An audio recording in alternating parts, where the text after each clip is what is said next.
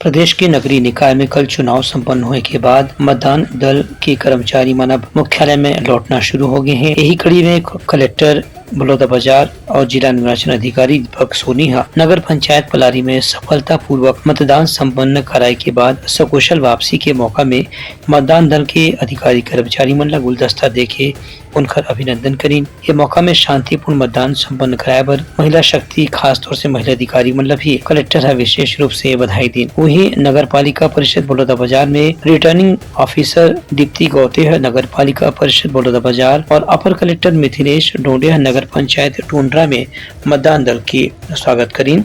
ये मौका में सभी मतदान दल के सकुशल वापसी के मौका में जिला प्रशासन के अधिकारी में संतोष भी जताइन। खबर की कतको गांव संवेदनशील इलाका में दुर्घटना की आशंका भी बनी रही थे। मतदान दल के कर्मचारी मंडल ने प्राप्त वोटिंग मशीन ला स्ट्रॉन्ग रूम में सील करके जमा करने की कार्रवाई भी कल ही पूरा करेगी।